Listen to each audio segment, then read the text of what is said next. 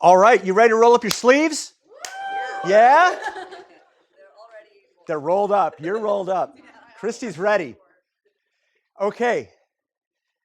I'm here. I have three purposes. The first is to introduce our simulator En-ROADS that you're going to be using. Second, I really want to guide your thinking towards the root cause drivers of the climate and equity crisis, both towards what's causing it and what you can do about it. What are the high leverage actions that need to be taken to bend the curve on this challenge? From a systems thinking perspective, what's really driving change? Not get distracted by the flavor of the month, whatever's the hot thing that's in the headlines.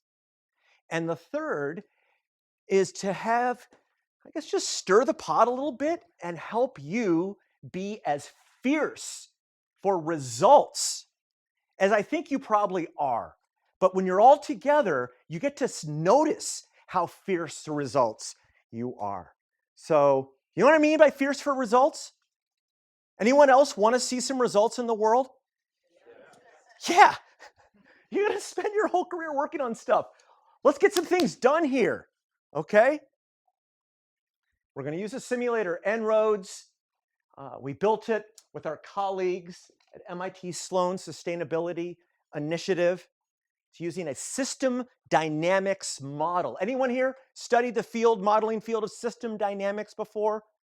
Grew out of 1950s MIT.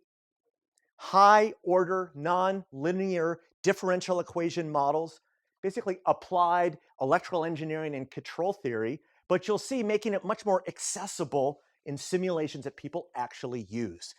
The actual use is the mission of Climate Interactive, the nonprofit that I'm the executive director of, where right now there are 500,000 people using the model. It's in 21 languages. We're proud that it is all around the world, but there are some moments that we're particularly proud of. One of them is that the earlier version of this model, called C-ROADS, we gave to the Chinese government, and the US government asked for a version of it. So in 2014, when they sat down to negotiate the bilateral US-China climate deal, they had the same model. They could agree about how the carbon cycle and emissions and temperature worked, to the point that they could artfully disagree about many other things, but not the basics of the carbon cycle. And that set them up to come up with an agreement that set up the Paris Agreement. And then in this last couple of years, the members of Congress, we met with 128 members of Congress using this simulator in settings like this or one-on-one to help figure out what are the important strategies here in the United States for addressing climate and equity. All right. So why we do this? I want to get away from models and stuff and get back to what matters to us as human beings.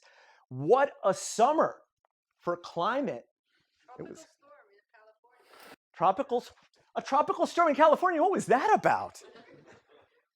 So we heard the first one, a tropical storm in California, 5 words or less. Call some out. Someone over here. Wildfire smoke. Wildfire smoke. Wildfire up in Canada, but all over. Another one. Yes. Floods in Pakistan. A third of Pakistan underwater. What else? Yes. Heat waves in India.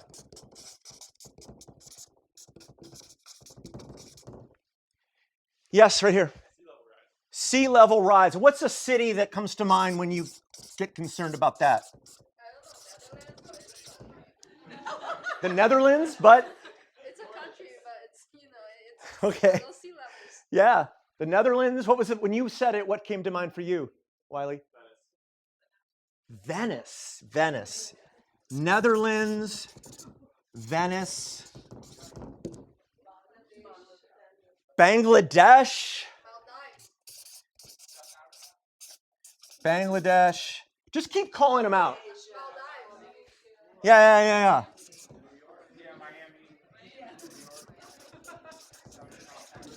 Okay. When I encourage you to be fierce for results, I really want to just get, this is what I'm talking about, okay? The fact that we're here gives us incredible privilege.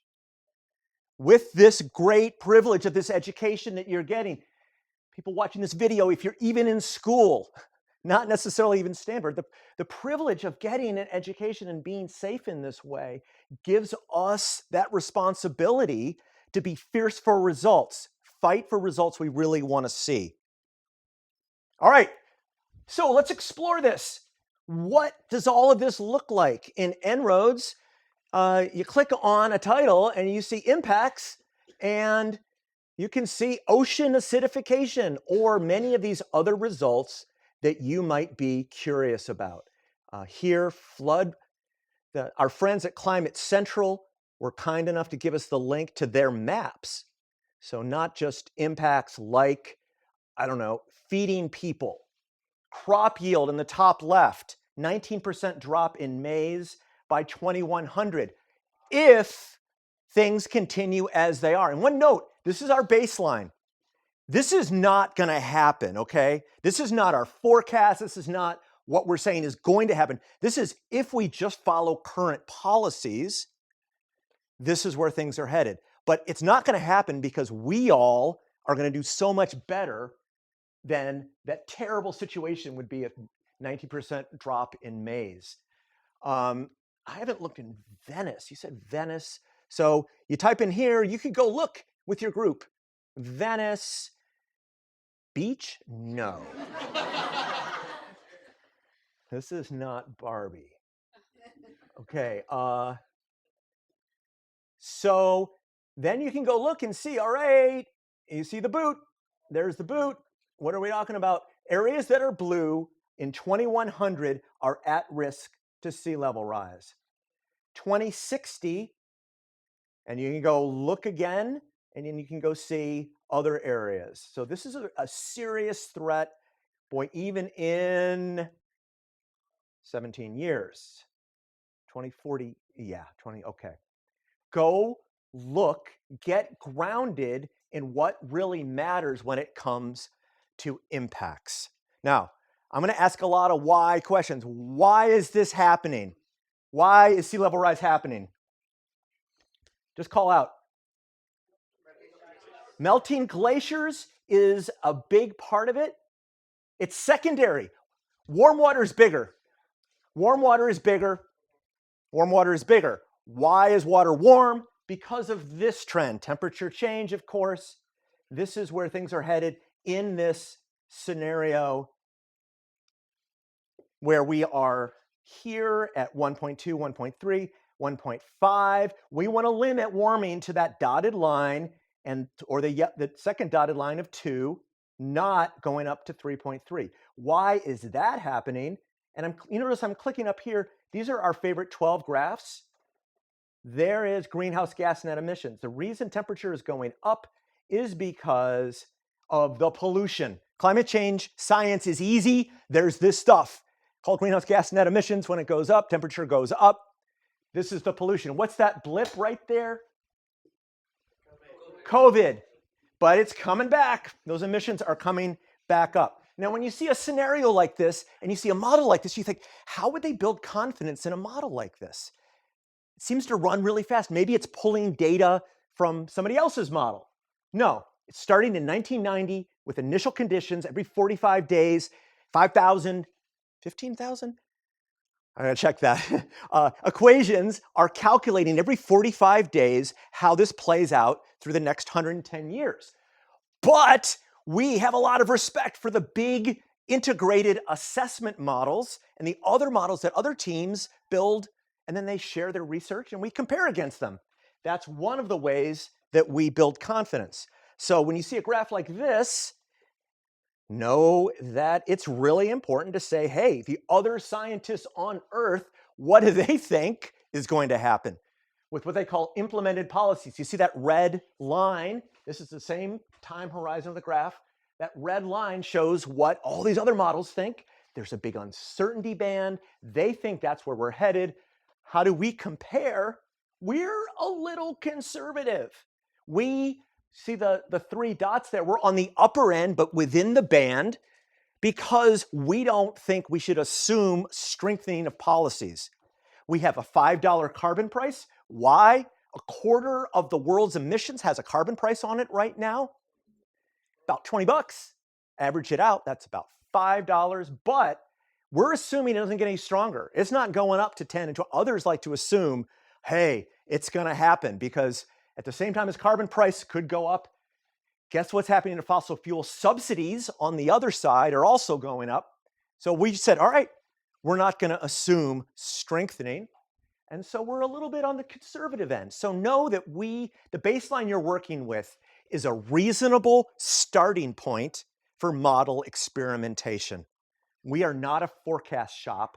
We are a learning shop. We want you to learn and decision makers to learn what are the high leverage actions to creating the future that you really want to see. There's our baseline. So back here to where we were with the model. Okay. Let me make it nice and big. Here we were, greenhouse gas net emissions. Why? Why is that going up? What is the biggest source of greenhouse gas emissions? Fossil fuel combustion, burning coal, oil, and gas is the biggest source. Why is that? And one note, I'm asking a lot of these whys. I want to get us start to focus on root cause drivers. And the perspectives that I really like is an alternative to a view where we just look at events. What are the events? What are the headlines you hear on climate solutions these days? What do people talk about? What's up with climate? What do you hear? Just call out. Yeah. Say it again. Net zero. Yeah, we just need to get to net zero. What else do you hear in headlines about climate solutions and the new Green Deal as a suite of policies here in the United States? What else? Pardon? What is a silver bullet? Carbon capture. Carbon capture. Maybe we can grab the carbon dioxide at the end of the smokestack for gas and coal. Maybe we can make these machines, direct air capture machines that are like dehumidifiers that kind of pull it out of the atmosphere. What else? Depending on your news sources, climate change is a hoax. Maybe it's a hoax. Maybe it is a way for guys like me to get rich. Exactly. So this is how we hear this conversation, and sometimes it's tempting to just say, let's react to whatever is the hot thing. The method of system dynamics says under the waterline in this iceberg is what's really driving change. And the first perspective is patterns of behavior. What are the trends over time? You'll note, and long-term trends. The graphs I'm showing are 100 years long. This is not the next quarter or the next few years. This is a long period of time. We say, let's look at the trends. Where are things headed? Can we anticipate? But the gold from our perspective is systemic structure, root causes. What is really driving change? That answer to why, when we say sea level rise, why? Temperature, why? Greenhouse gas net emissions, why? Combustion of fossil fuels. Now we're going to ask the next question in systemic structure, why? Why are we seeing those emissions going up? And there's a Japanese researcher named Kaya who came up with just such elegant math on the question of why carbon dioxide emissions from fossil fuels and energy is going up. And it just said, follow it from the left. People, global population, times GDP per capita, that is how much goods and services produced per person on Earth. Put the two together and you get global GDP. People, GDP per capita, together, global GDP. Third factor, carbon intensity of GDP, energy per unit GDP, and then how much emissions per unit energy. What a beautiful little equation, huh? That gives you CO2 emissions from energy. So let's take the why all the way back here to the far left. Why? Why is population GDP per capita going up? Why is overall global GDP going up when you think of root cause drivers? Why? Someone call out. Population is one of the two components. Why is it growing? There are less things out there that can kill us because we're more advanced. Interesting. Less things like killing us. Okay. What is the core driver of, excuse me, let's get this nice and big. What else? China and India, where the birth rate is a little bit higher. I'm going to argue from a systems perspective, the core driver is a feedback loop process. And we're looking for feedback loop processes, such as the growth of capital and industrialization around the world. Capital, factories, businesses, infrastructure, electric utilities, all is generating profit, reinvestment, more capital. More profit, more reinvestment, more capital. A reinforcing feedback loop over time. In the same way, what's the population reinforcing feedback loop that's been driving growth since the dawn of humans? More children have more children. More children become adults, more people, more births. More births, more people, more births, more people, more births, around and around. Two feedback loops that the industrialization one on GDP, population, are the core drivers. So when I say, what are the core drivers of change over time, I am talking about these. That is number one of the top 10 system structures driving climate and equity dynamics. Number one, we just named, and it is reinforcing GDP growth. Look for that. When you try to understand what's going on in the model right now, one of the 10 things that will explain behavior to you is the fact that you have this core driver. More people, more industrialization, more energy demand, therefore more burning coal, oil, gas, more emissions, more concentration, more temperature, more sea level rise, Venice. That is the causal chain, okay? All right. That was number one, way over on the left. But look at the second effect from Kaya, really focused here, which was, let me pull up Kaya again, the energy intensity of GDP falling steeply over time. This is how much energy it takes to deliver $1 trillion of goods and services. Yeah. As we shift from a manufacturing economy to service, but also stuff is just getting much more efficient over time. It's falling and falling and falling.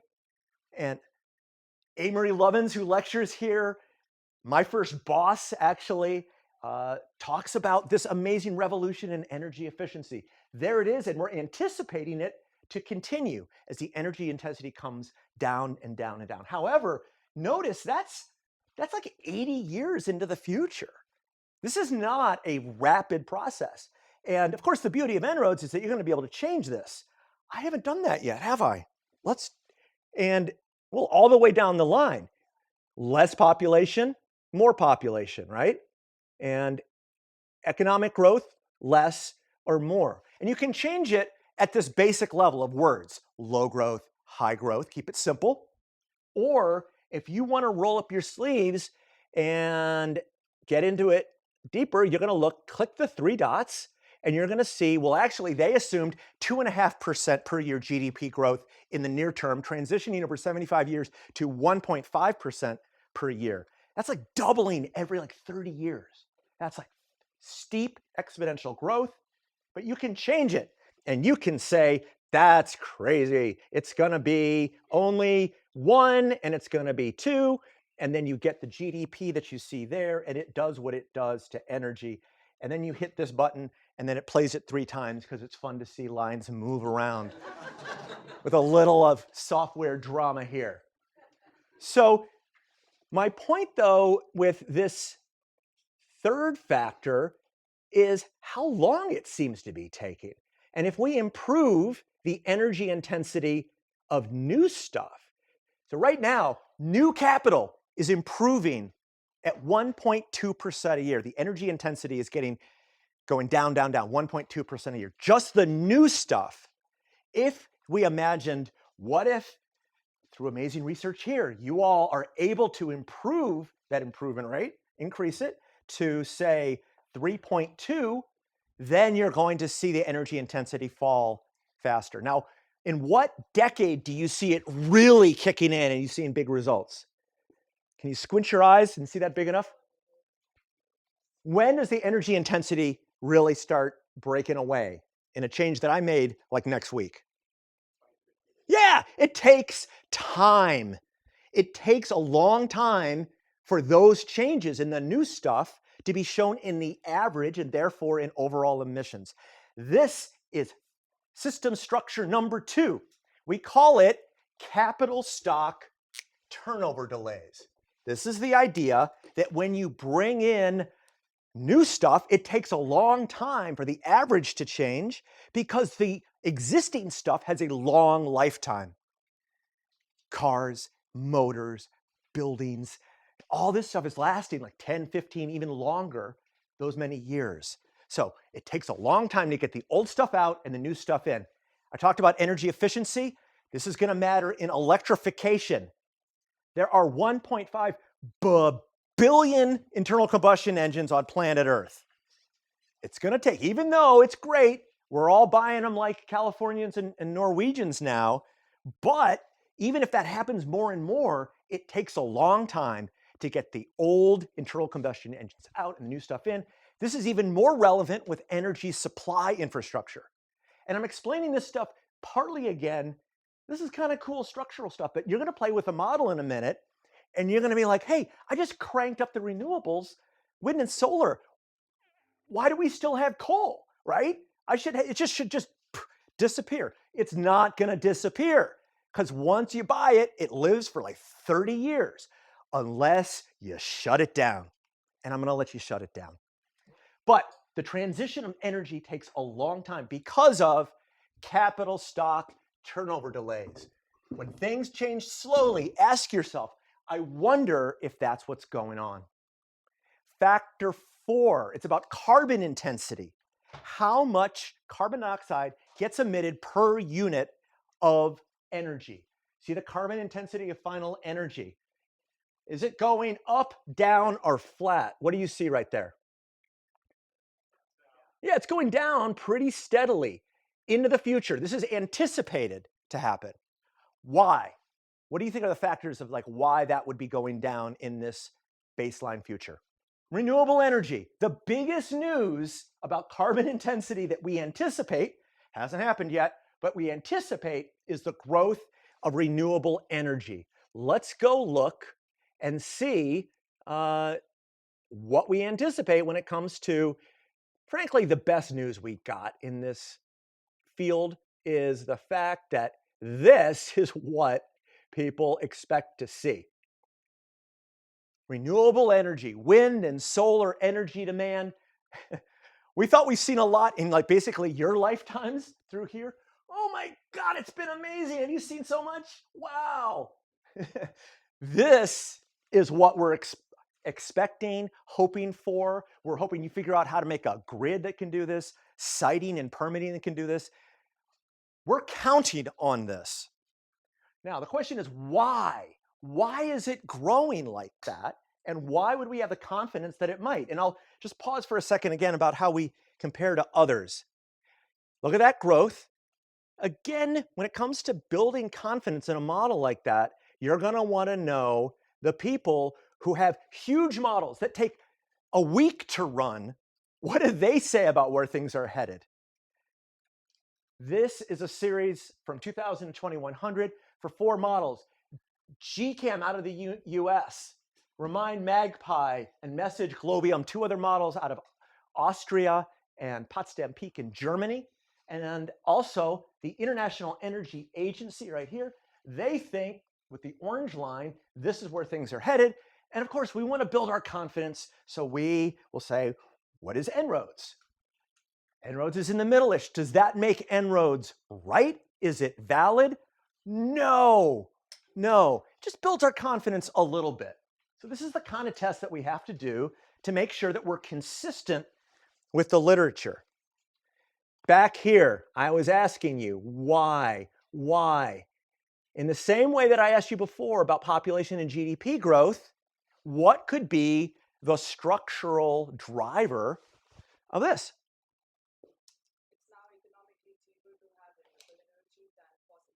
It's cheaper. It is cheaper. And that is a huge factor. Let's go look at how much cheaper. Click on the miniature graphs. One of my favorites, cost of electricity. Here's how much cheaper. There's a lot of lines on here. Look at the green one. The green one is the marginal cost of electricity for production from wind and solar. Can we give it up for the drop of 95%? Seriously, clap for this. This is like the best thing. Did you guys think this was going to happen 30 years ago? No, we didn't think this was going to happen. It really, they were right. It's here. This university helped. This is fantastic. It's dropping so much, and it's getting cheaper than the black line of coal and natural gas. That's why we're getting so much more investment. So, and that is an event-based story. Like this happened, so this happened. I'm asking, what is the systemic structure? And you could gaze over my left shoulder at the third on the list. It's economies of scale. The economies of scale story says the more wind and solar you build, the more you figure out ways to do it more efficiently, cheaper, production efficiency, installation efficiency, supply chain efficiencies, all that, which brings the cost down more. The cheaper it is, the more you sell. Another reinforcing feedback loop that they call economies of scale. And in En-ROADS, we model that explicitly, and we have a factor called the progress ratio. The progress ratio, which you can change, says that every doubling of cumulative installed capacity drops the cost 20%. And one of the key things we do with the model is you think 20%, well, that's those industry people cooking the books. I don't believe it. So with many of these factors, you're going to be able to go in here and say, don't believe the hype. Assumptions. Go under here, and under assumptions, many of the variables in the model you can change. And of course, we had to find good sources for all these parameters with the best available science, but you can change some. Down here, progress ratio, here's that number. And these little triangles, you're going to see, here's our source, Junginger et al., McDonald et al. Those are the two sources. There's 0.8, which is 1 minus 0.8 is the 0.2, which is the progress ratio. And if it was faster, what would the line do if it was 0.7? Run your mental model. What would the line do if this was 0.7? If every doubling of cumulative installed capacity got us a 30% drop in cost, what is that blue line on the right going to do? Okay, here's the deal. You gotta talk loudly. Fierce for results, loud. What's it gonna do? Go up. Yes, go up. Here we go. 0.7. It goes up, and I'm going to hit it again. You can see if that were the case, and we may be able to change that by more investment in learning and improvement. So then we get more renewable energy growth. Did you notice the green line came down a little bit more? It got cheaper. You sparked that reinforcing feedback loop a little bit more. This is the third systemic structure driving climate and equity dynamics, economies of scale. Okay. By the way, another way we build confidence in the model is that we look really closely at the history. And here's that history that I was getting you to applaud for, such as the drop in the marginal cost of solar electricity, and therefore the growth in wind and solar. This is, you notice, 1990 to 2020. We want to compare against history. Start the model, see, can we track what's been happening over the last 20 years? All right, back to Kaya. Kaya was telling us that these were the four factors. Put them all together and you get CO2 emissions from energy. And so those are all the energy emissions. But what's underneath all those greenhouse gas emissions other than energy? This graph is the same as that greenhouse gas emissions graph, but now it's revealing in a stack graph what's underneath.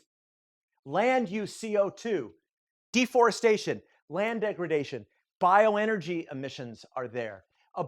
This big black area, fossil fuel CO2, above it, F-gases, SF6 that was in Nike Air shoes until they figured that one out, HFCs, and then above it, methane. 3 big sources. And I'm telling you this because you're going to be able to go in the model and change much of this. Food from animals driving that. Food waste. Overall waste, wastewater and landfills, but also what energy source is a big driver of methane? Natural gas. So you change the natural gas and you will change that blue area. Nitrous oxide in fertilizer. So when you change deforestation, if you change food use, then you're not going to have to grow as much food and therefore less fertilizer and N2O. Those are all the big drivers that get us here in the baseline. Okay, so if this is the baseline, what you're going to be doing is creating the future that you actually want to see other than this. So I'm going to start with the first factor. Oh, actually, we can't do that yet. We have one more thing that's in the model that I haven't shown you yet.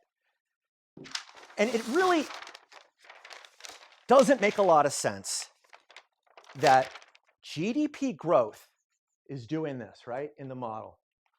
What did I say? 1.5% a year? No, 2.5% a year, 1.5% a year. Hold simultaneously that fact of exponential growth where everyone's getting richer and richer everywhere around the world. Hold that simultaneously with this. How is the cognitive dissonance in the moment where you're like listening to these things and thinking, okay, a third of Pakistan was underwater and what is going to keep growing like the economists just say everything grows on Earth? So that bugged us enough. Play with it, you'll see. At 2 degrees, we get a 17% drop in GDP. 2 degrees, and that's already in here, and it's new.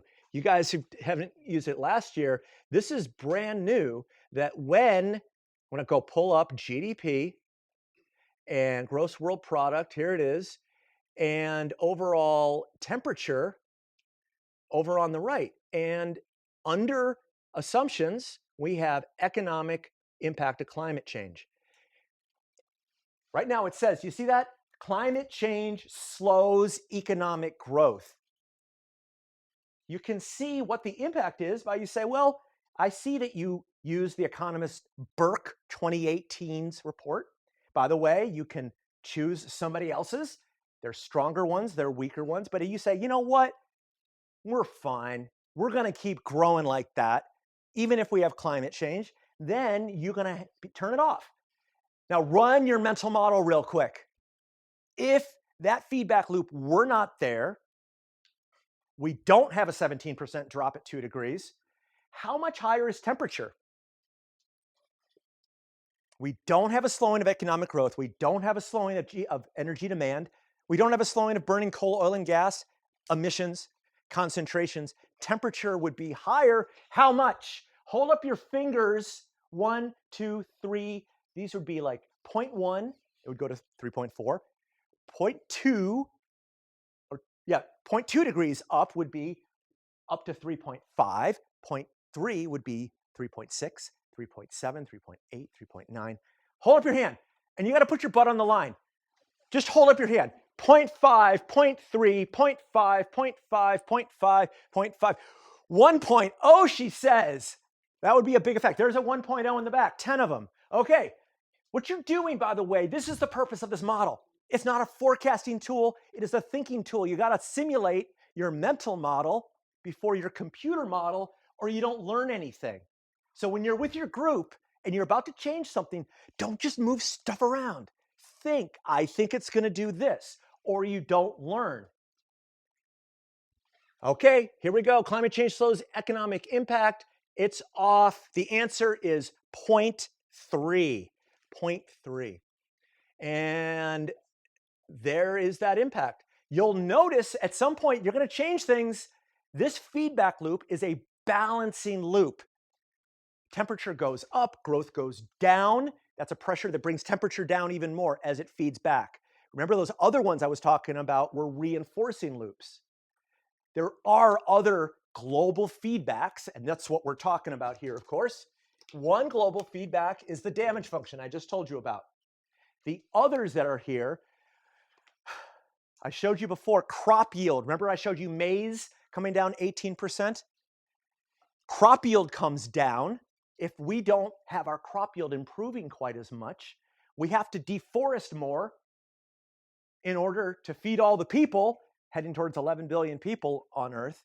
Therefore, that is a reinforcing feedback loop. Some of them we call tipping points, irreversible modes that our overall climate system could go into that, frankly, don't think much about that. There's not a lot of juice in that cup. But understand some of these feedbacks are in the model. The crop yield one, you can change permafrost release.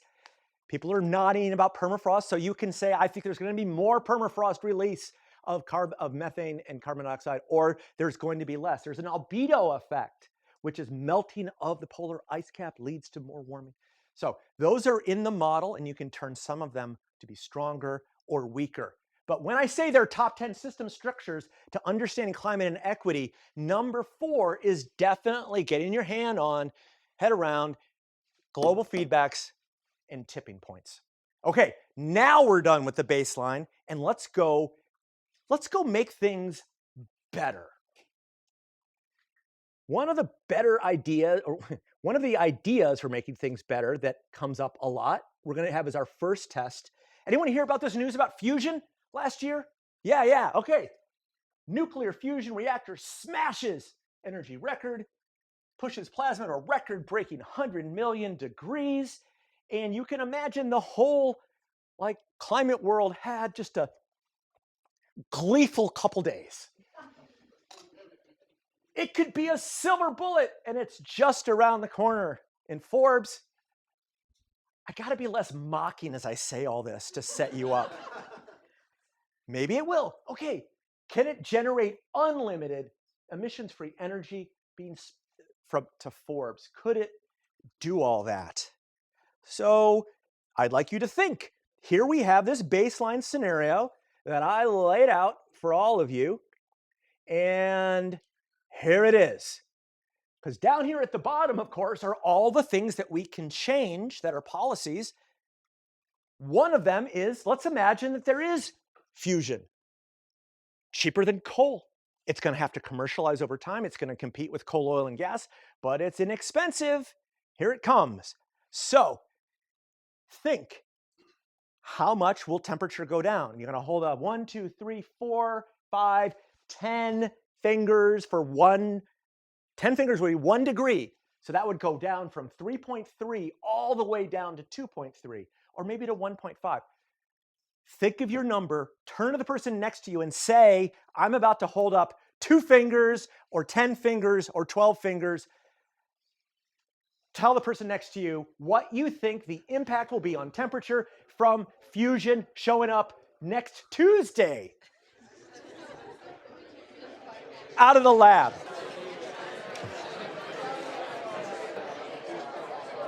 Okay, time to put your butt on the line. Hands, 5, 4, 3, 2, 1, and up. 0.5, 0.5, 0.3, 1.0, 0.3, 0.2, 0.2, 0.2. These guys have seen it before. 0.5, 0.3, 1.0, 0.5, 0.2, 0.5. All right. You have simulated your mental model. Here it comes, new zero carbon energy. And boom!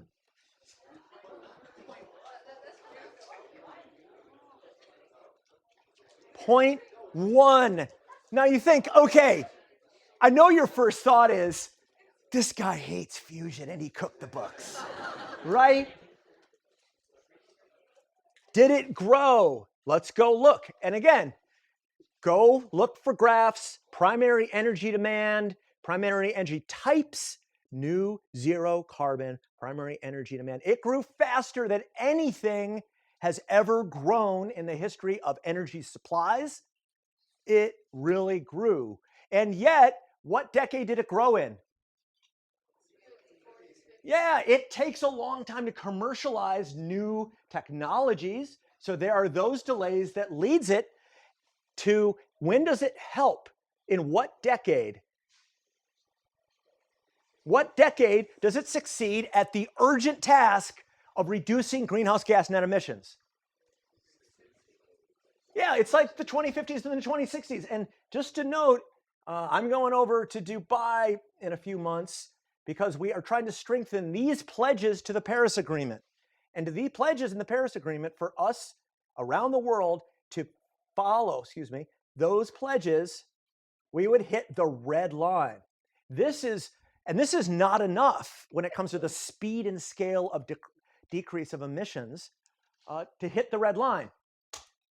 That is when it really helps. So the first reason is that it's just delayed. And I didn't even put that in here. It's just such a challenging factor of complex systems is the long delays in them and the effect of those delays. That's one of the factors. Now, note, why did it help? Why it helped is, well, and just note, the world doesn't need wind and solar. It doesn't need zero carbon energy or nuclear or clean energy. The climate doesn't need it. It needs to stop burning coal, oil, and gas. So it's only the ability of these new technologies to what we call crowd out coal, in this case, coal and gas. Crowding out. How much crowding out did we do? Go look. There's coal. Well, it kept a lot of coal from being burned eventually. And how did it do with natural gas? Let's go see. It crowded out natural gas. It is very successful at that, but it takes a long time. But this is the dynamic of crowding out that you're going to see when you look into the model, crowding out here and there between various sources. Okay, what else is going on? What does this do to energy costs? Why does it spreads around the world? Why? It's cheap. It's cheap. If it's cheap, how cheap is it? Let's go look at the cost of energy. Oh yeah, it's cheap. Fantastic. Fantastic. It's cheap. If there's cheap energy around the world, what does that do for the incentive for energy efficiency and conservation? Yeah, I wish it weren't true. I don't like it. And yet, there is a connection between energy consumption and energy price. We call this the price-demand feedback loop. Price-demand feedback. When you notice something's funny with the behavior, look around and see, hey, did I make energy really cheap? Energy demand up. Did I make it really expensive? Energy demand's going to go down because of energy efficiency. That's another important feedback loop driving climate and equity dynamics. All right, other dynamics here in the model, and in particular, driving what's going on in the carbon part of the model. And I'm going to pull up here overall emissions and removals. You see that red line, our carbon dioxide emissions. And I'm just going to move a couple things to make it nice and flat. If we had energy efficiency, do you notice now from 2030 and on, that red line is fairly flat. If the emissions, the amount of CO2 we put in the atmosphere is flat, I'd like you to also think about CO2 concentrations in the atmosphere. Because concentrations of CO2 in the atmosphere is like a bathtub. That is, when you hear about parts per million, the goal of 450 parts per million, 350 parts per million, It is the concentration, like right in front of us, right here, CO2 in the atmosphere. It's like a bathtub. The inflow is what? The faucet is what? These are the emissions, and it's flowing in. This is units per year, gigatons per year. This is gigatons total. Flowing out, what's that? Yeah, and I'm going to call it net removals because it's such a flux back and forth. CO2 in the atmosphere. If emissions are flat, what should CO2 in the atmosphere? What seems like right? It ought to be what shape? Make your arm do the shape of what CO2 in the atmosphere is going. Up, up, up. You guys are good. Wow. I have only one flat. There's like 9 up, 1 flat. I have to admit, I kind of try to trick people sometimes. You notice that? It's not nice, but it makes for good drama, and you didn't fall for it. Yeah, you'd think it would be flat, but like you just noted, CO2 in the atmosphere, the CO2 concentration is still, even when it's flat, it's going up. And I want you to understand why, because it's going to matter when you notice your results on carbon and also on temperature. We're out of the energy world and the land world. We are in atmospheric chemistry here, okay? Over here about how the global flows work. And the story is emissions are about double removals. The red line is the emissions. The blue line are those net removals. We have a bathtub where we're putting in double what we're taking out every year. That's why concentration is going up. What do emissions and removals need to be in order to have concentration flat? Equal. God, I love how loudly someone said that. They would need to be equal. They would need to be equal. That is the nature of the bathtub. And it is one of the most tricky components of this problem. Sulfur dioxide doesn't behave like this. Nitrous oxide doesn't behave like this. Lead in our paint and in the world doesn't behave like this. All these other, methane doesn't behave like this. The long lifetime of carbon dioxide makes it such that the first thing you said for solutions, net zero. As you know, and I'm not going to create it now, you're going to have to create it on your own. That's why we have to get those emissions down, down, down, like that-ish. Oh, did I just give you a secret? No, I didn't. I'm not going to give you the answer. So the carbon bathtub is yet another one of the important systemic structures driving behavior over time. Okay, what else do you want to test? I gave you one big policy test. Now it's time to test other things that show you which graphs to look at, what assumptions are behind it, etc., so that you can get through the last 3 of the structural dynamics. So, call it out. What are other things that you see here that you'd like me to show you before you go do it yourself? Carbon removal. What's the deal with carbon removal? What else? Carbon pricing. Methane who? Methane. I heard another one. Pardon? Bioenergy. Bioenergy. What else? Electrification. Electrification. Solar geoengineering. Solar geo and radiation. Solar radiation management. It's not in here. But it is in our other model because, yeah, they're talking about it. But not in this model.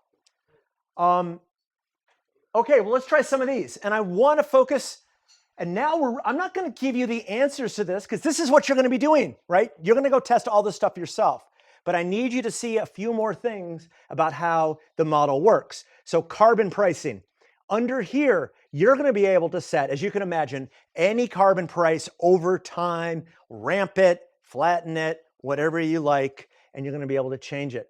One of the things I want you to notice about carbon pricing will be some of the equity concerns related to carbon pricing and some of the equity benefits.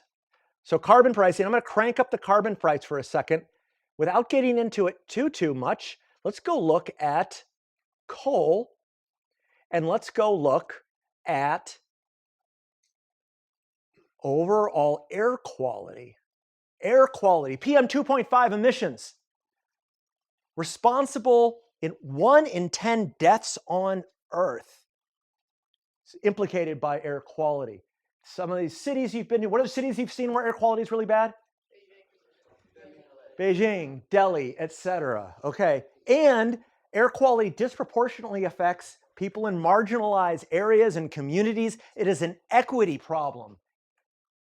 As such, can we do better? So with carbon price, watch to notice in particular the dynamics of a super high carbon price that takes coal out because of the high carbon density of coal, which leads to air PM 2.5 emissions falling.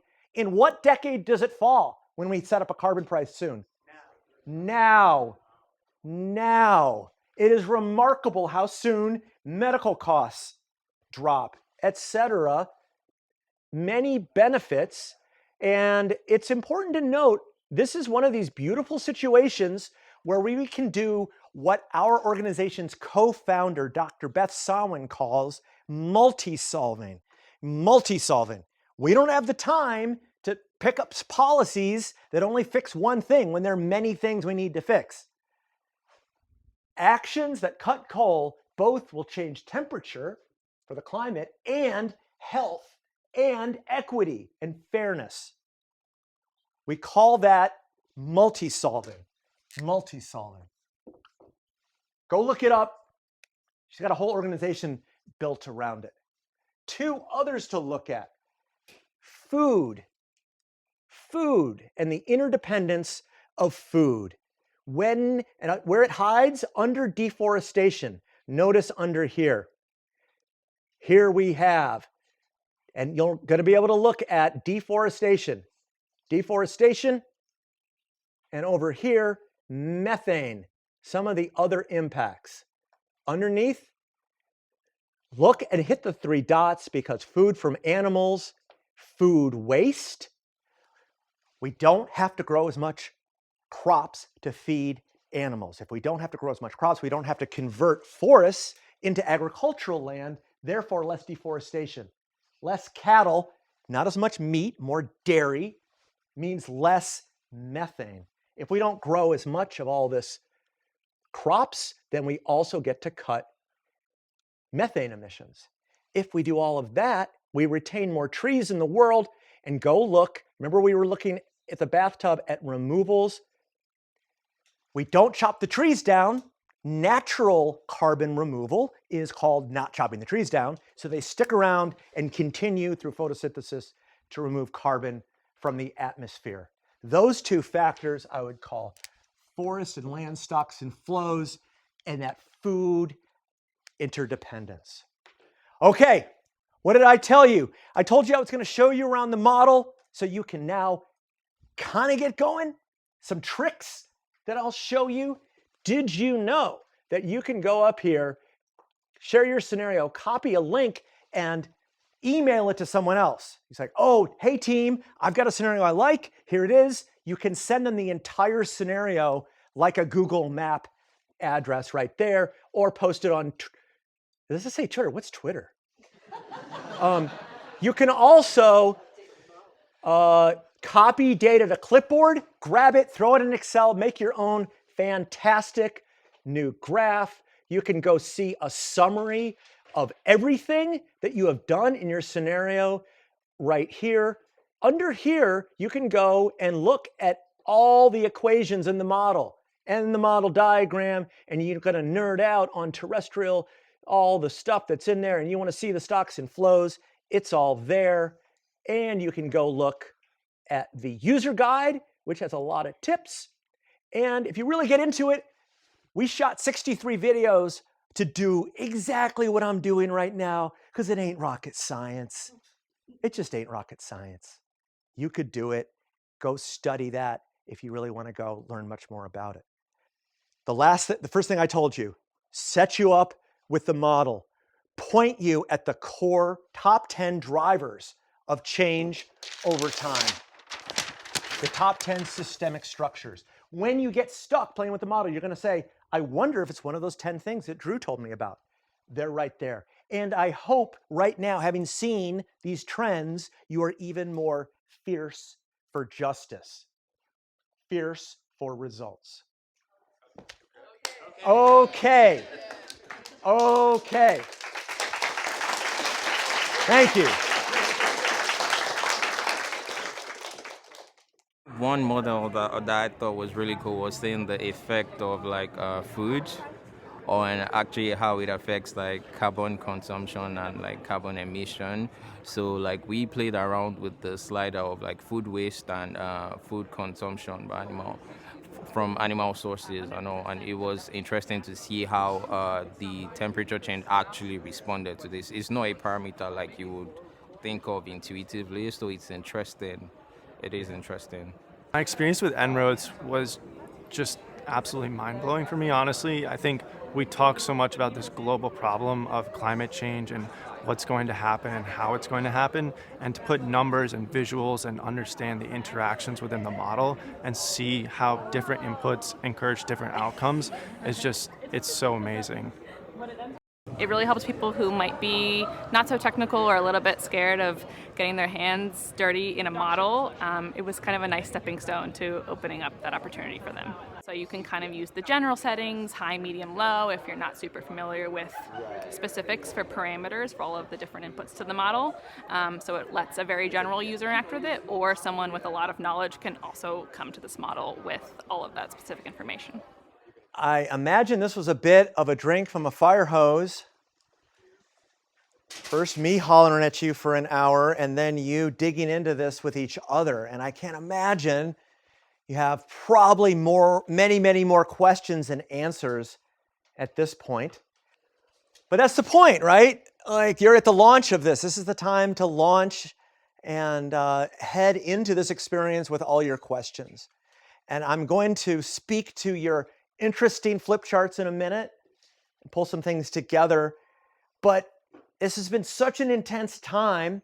I want to pull back for a second to where we were at the very start and think about and remember the scenario that you made a few minutes ago. So maybe just call out what were components of that scenario that got to the goal scenario. What would you include? Moderate carbon tax.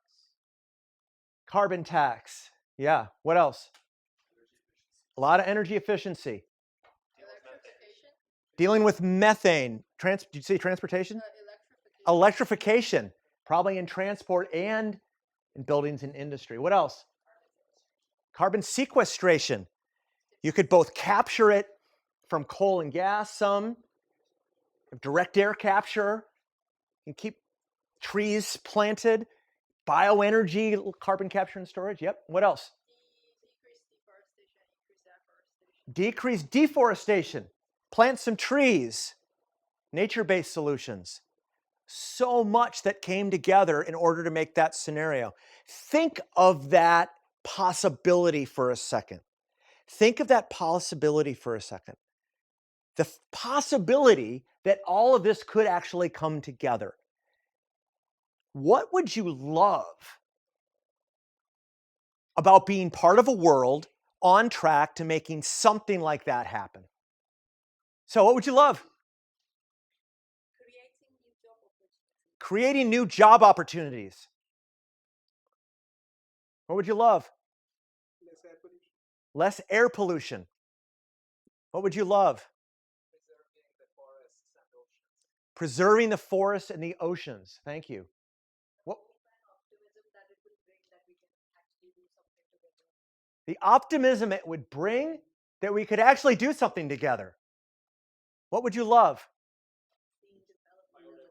Wait, go ahead, Christy. Yeah, to see development as like a totally positive thing. To see development as a positive thing. Biodiversity. The cheapest energy bills in history. What else? Global collaboration. What would you love? To invent new technologies. Wonderful. Remember I started this whole thing, fierce for results? Know that you care about that. Whatever it was that you were thinking, that can be a driver of being fierce for results in the world. Now, what's it going to take? You had lots of ideas. So many good flip charts that I saw out there. One of the key takeaways,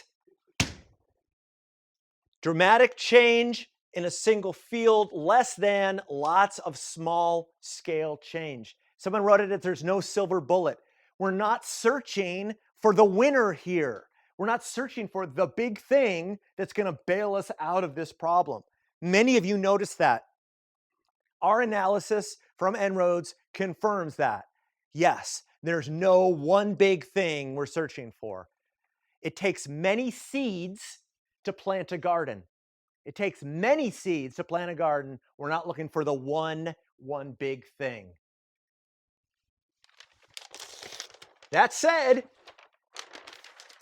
if there's one big thing, I think you noticed, boy, putting a price on carbon really helps a lot. So hard to do politically.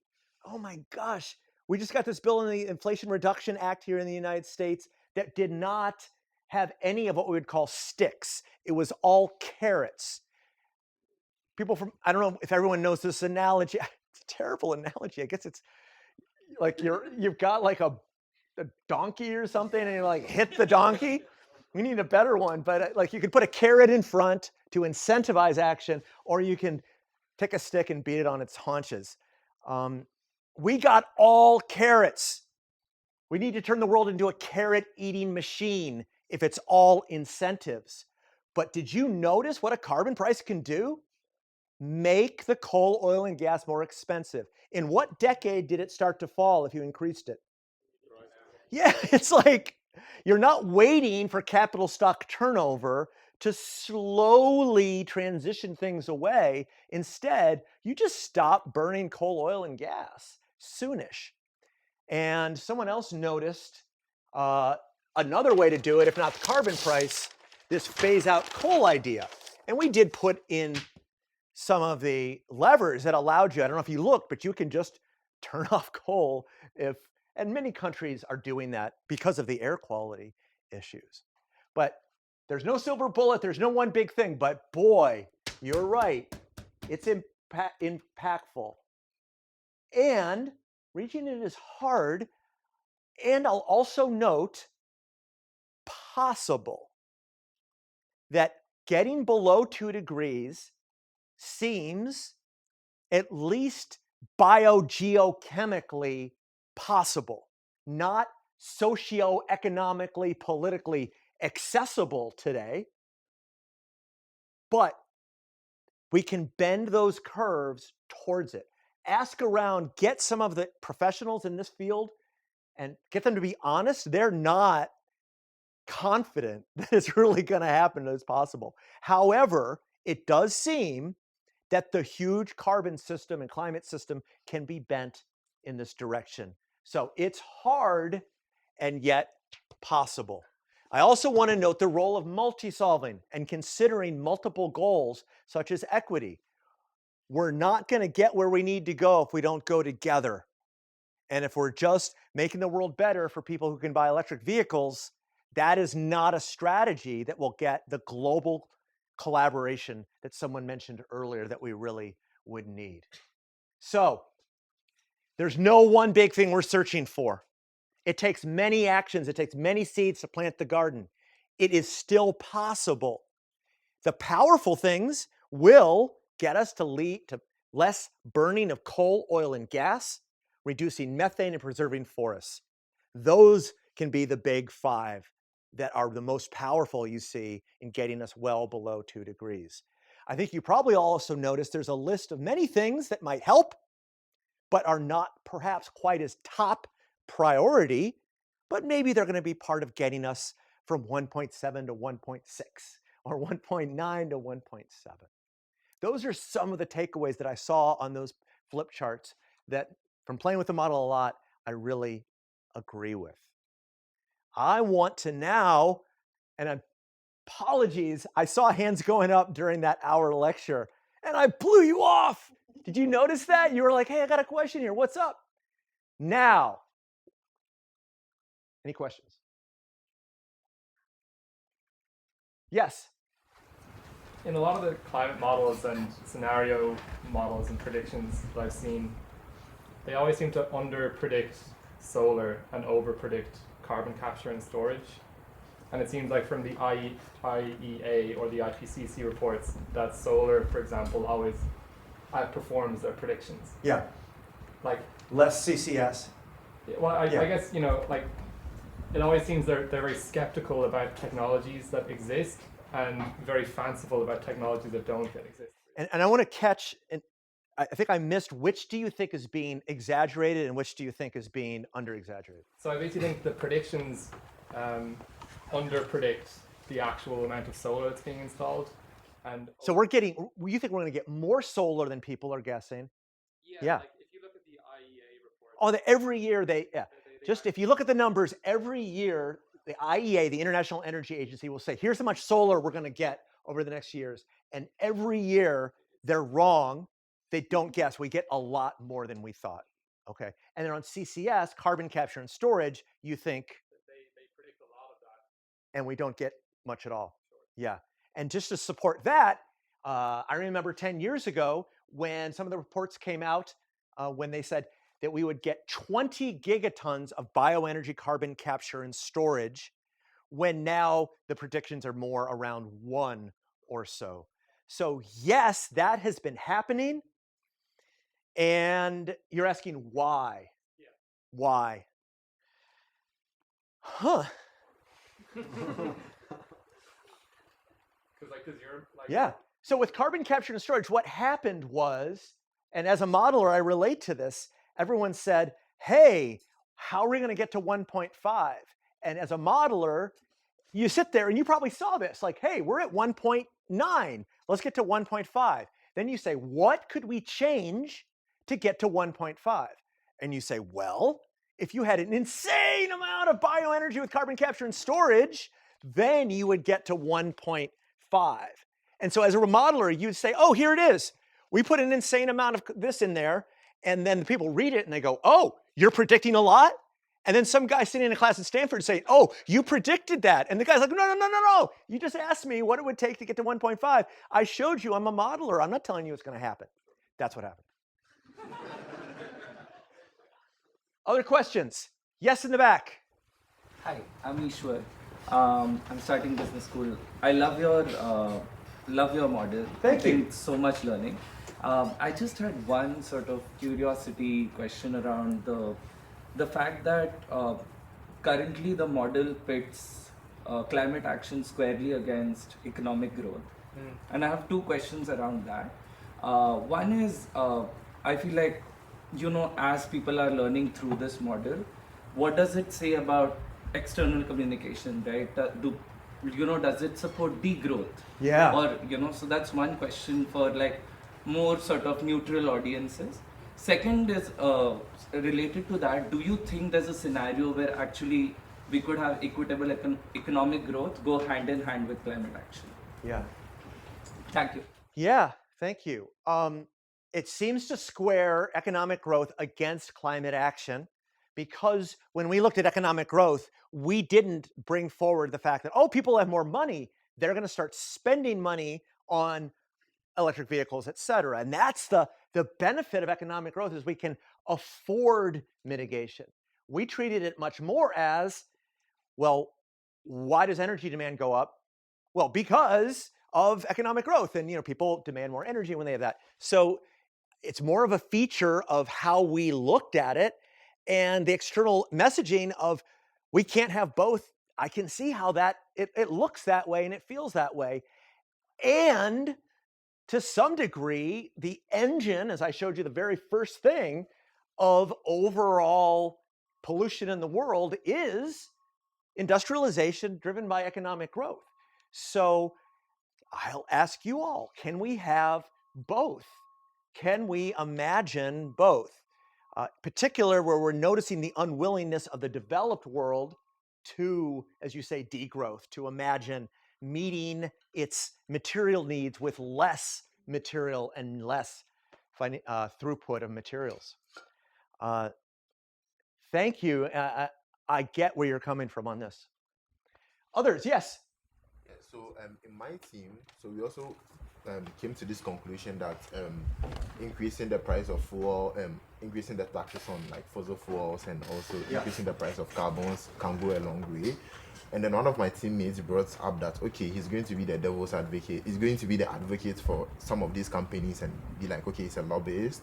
If you are going to increase the taxes and you are going to make it more expensive, you are going to pull our businesses, let's say, out of the United States. And so, like, I don't know. So in the model, what do you think the role of like external factors like lobbyists and some of these things would play out as you increase the prices of carbon and the taxes? What is the role of like lobbyists and political pushback in the model, like even in modeled?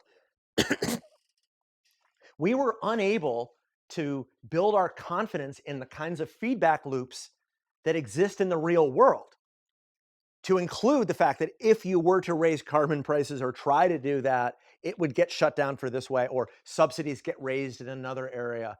We thought we would need to include it in the conversation that you have. So if you say, propose this, the lobbyists wouldn't let that, then what you do is you would dial it back. That's why we wanted to make it a social experience around the model to include the things that we can't include mathematically. There was a hand here, yes. In terms of geoengineering for like stratospheric aerosol injection or MCB marine cloud brightening, how you said it was factored into another model, how is it factored in? And then you also mentioned that you've had discussions with a lot of policymakers. So what has been the overall sentiment there? Yeah. So geoengineering, solar radiation management, fly airplanes up into the stratosphere, spray sulfates there to reflect light back up where, like a volcano is done. Mount Pinatubo, reduced temperature 0.5 degrees. We're confident it would work. It would lower temperature. Marine cloud brightening, take a ship out, get some seawater, put it in the air, like create clouds more reflecting of light.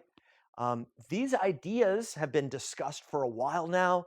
There's some experiments out of Harvard that are being considered. And someone came to us and said, please add it to En-ROADS. I want to see what it does. And so not in this version, but in the En-ROADS Pro version, we added it to see what would it do. And you can only model what you can understand. I can't like magically see results that you didn't know about. I'm just going to cough. I've been talking so loudly today. So we added it, and we can't include the important stuff. It really does reduce temperature in the model, but we can't include what really matters, which is what are all the other things that it does? We're trying to be systems thinkers here. What would happen to growing food? What would happen to where the monsoon goes in India? Does it turn a bit left or right? People who are counting on the rain from the monsoon, is it going to come? If it didn't come, who sues who? If it didn't come between India and Pakistan, and you have two nuclear-powered countries that think one of the people did it more than the other in support of the policy, how does this escalate? There were enough factors that we can't include that I didn't feel confident putting it in the model, so it's not in there. But it does show really cool stuff when what we can show, which is if you turn it off suddenly and fail to reduce carbon dioxide emissions, that temperature, if you stop spraying sulfate aerosols in the stratosphere, the temperature grows really fast, what's called the termination effect, which is a bit of a mess. So we haven't included, but if you happen to have an uncle with a lot of money who wants to give it to me, I secretly kind of want to add it. Please edit this out. My board, all of my friends in my company and at MIT, they're like, no, no, no. But I do it for your uncle. Yes? So I think like a lot of folks have written about the carbon price. And they saw that the max in the model was like $250 per ton. Oh, was that the max in the model? Yeah. 850 or something. Oh. Yeah. 850. But anyhow, yeah, no, it's not. If you go underneath, you can crank it to 850. But go ahead. Because the Citizen Climate Lobby, anyone know these guys? Cool nonprofit. They said we want 850, so we put 850 in there because they came and complained to me. But go ahead. I think I'd seen like the Obama administration had it cost like $43. Biden is like 51. My understanding that was supposed to be like a global cost. I'm curious. Okay. Like, how do you get up to something like 250 or 850 in the model from there? Okay, so there are two things here that I think you're conflating. Carbon price is a policy. Quarter of the world has them. Boulder, Colorado has it. There's one in New England. Cities in China. The social cost of carbon, I think, is what you're talking about with Obama and Biden. That's a different number. They could relate to one another, but the social cost of carbon is what is factored into major government decisions about should we invest in solar engineering here in the military? Should we work to avoid things? That's what they think is the cost of it, but is not necessarily the carbon price. Did anyone find social cost of carbon in En-ROADS? Yeah, you did? Yeah. So did you play with it at all? And yeah, so it's in there. You can calculate the social cost of carbon given one of the damage functions. Like if it, so you can calculate it and see what it would be, but they are really, they're not apples to apples as comparable. But go check it out. Yes, and I think I have just time for two more. Yes. I actually have two more questions. You just grab both of them. Yeah. Does the model map the impact of climate resilience actions on temperature or any other thing? And second. And you said climate resilience actions. Yes. Okay. And then the second question was models have a lot of uncertainty. Yeah. So when you use models like this, or communicate to policymakers, how did you, or what was your experience in terms of making them understand the uncertainty? Thank you. Resilience and uncertainty. So resilience would be, hey, sea level is rising here outside of the Netherlands. Let's build some seawalls. Let's prepare for the sea level rise that's coming. Let's get ready in different ways. And so we haven't added those to the model. We're more prompting the need for resilience investments. And frankly, it's another model. Don't look to one model to answer all the questions. There should be other analysis on preparing in a specific area for a specific threat. And the second one was about uncertainty. The way we handle uncertainty, you notice we don't have those bands. There's like, there'd be a line in the middle and then a big band up and down. Policymakers, in my experience, have never known what to do with that. They ignore it anyways. So what we did is we allowed you to change the parameters that would create the bands. So we do real-time sensitivity testing. So remember I showed you, you can change the progress ratio. You can change how much direct air capture there would be. I let you to change those assumptions, and you could see what is the upper end or the bottom end. So we like to do that in real time. All right, folks, I came here, I said I'd show you how to use the model. You played with it. I said I would tell you about the core systemic drivers. I showed you 10. I hope you rediscovered them when you played with the model. Core structures that govern both why we have a problem and what is going to be important as we design solutions. We went through this experience. There was no one thing. It took many seeds to plant the garden. It's still possible. It required us cutting coal, oil, gas, reducing methane, and preserving forests. And boy, anything like a carbon price that kept us from that addressed coal, oil, and gas was really powerful. And there were chances for multi-solving, addressing several issues such as equity and climate at the same time. You have this opportunity at Stanford. You're here. You're going to be able to advance your careers and be fierce for results for a higher purpose, a bigger purpose than just what's going on in your own life. Stand for something bigger. It's not going to be easy. It's going to be worth it. Go get them.